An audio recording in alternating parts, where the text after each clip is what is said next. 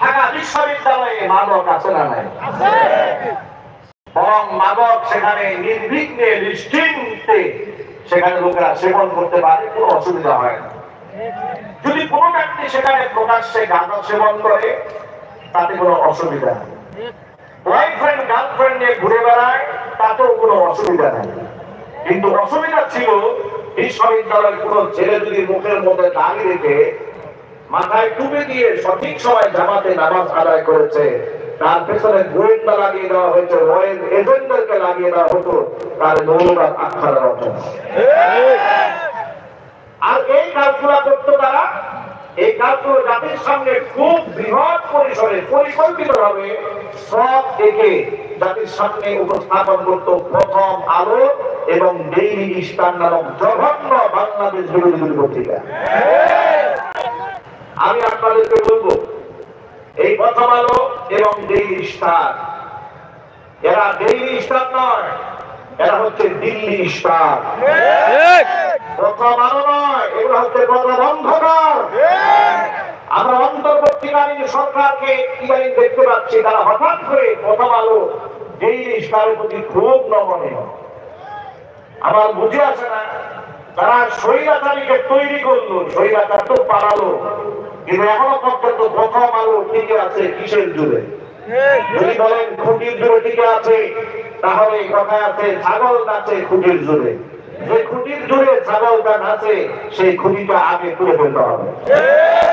আজকে গোটা বাংলাদেশের মানুষ প্রথম আলোর বিরুদ্ধে দাঁড়িয়েছে, ডেইলি স্টারের বিরুদ্ধে দাঁড়িয়েছে, কিন্তু প্রথম আলো আপন মহিমায় দাঁড়িয়ে আছে। যেন তাকে বলার কেউ নাই, তার বিরুদ্ধে কথা বলার কেউ নাই। আপনারা প্রথম আলো বাদ দিয়ে দেন, ডেইলি স্টার বাদ দিয়ে দেন, দৈনিক জঘন্য খণ্ড বাদ দিয়ে দেন, ৭১ বাদ দিয়ে দেন, এই সবগুলা পত্রিকা বাংলাদেশের ছাত্র বিরোধী কাজ করে কথা বলতে হবে, ঠিক কিনা? এগুলো বাদ দিয়ে এই ডিসেম্বর মাসে বাংলাদেশের সর্বাধিক জনপ্রিয় পত্রিকা আমার দেশ প্রকাশিত হচ্ছে ইনশাআল্লাহ। বাংলাদেশের সিংহপুরুষ মাহমুদুর রহমান, আল্লাহ পাক তার নেক হায়াত দারাজ করেন, আমিন। বলুন আল্লাহুম্মা আমিন।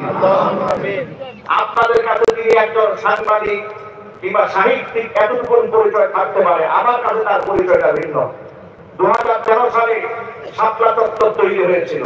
2013 সালে গোটা বাংলাদেশের মানুষ একজন আলেমের নেতৃত্বে এক হয়েছিল।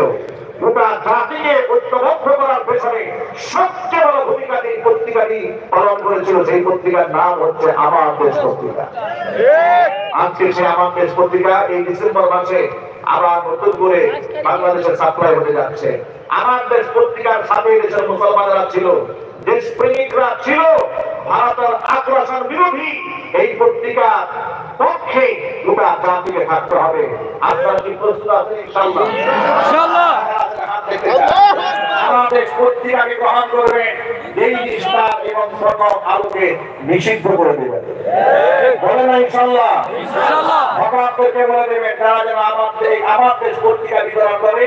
প্রথম আলো, ডেইলি স্টার এই ধরনের পত্রিকাগুলো এলাকার মধ্যে না নিয়ে আসে, তাদেরকে বলবেন। আপনার সাপোর্ট দেবেন তো ইনশাআল্লাহ? ইনশাআল্লাহ। বলেন না ইনশাআল্লাহ? ইনশাআল্লাহ। কেন দিবেন শোনেন, কোরআন কারীমের ধারক এবং বাহকদেরকে যে সমস্ত পত্রিকাগুলো জঙ্গি হিসেবে মানুষের সামনে উপস্থাপন করে, পিনাকি ভট্টাচার্যের যে রেকর্ড প্রথম আলোর ব্যাপারে আপনারা যারা সচেতন মহল তারা ইতিমধ্যে দেখেছেন, তারা লিখেছে সেখানে জঙ্গি হওয়ার আলামত গুলা কি কি। যদি একটা ছেলে নামাজ পড়ে ঠিক মতো, ইউনিভার্সিটিতে সঠিক সময় যায়, খুব ভালো রেজাল্ট করে, বাবা পকেট থেকে টাকা চুরি না করে, গান বাজনা না শুনে, তাহলে এটা হচ্ছে জঙ্গি হওয়ার প্রথম আলামত। নাউজুবিল্লাহ।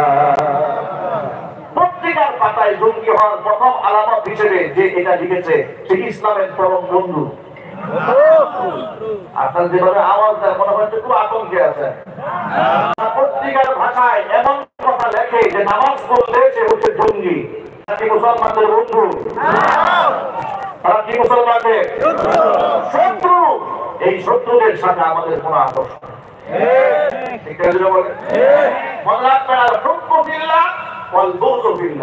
কাউকে যদি আমরা ভালোবাসি আল্লাহর জন্যই ভালোবাসবো, কাউকে যদি আমরা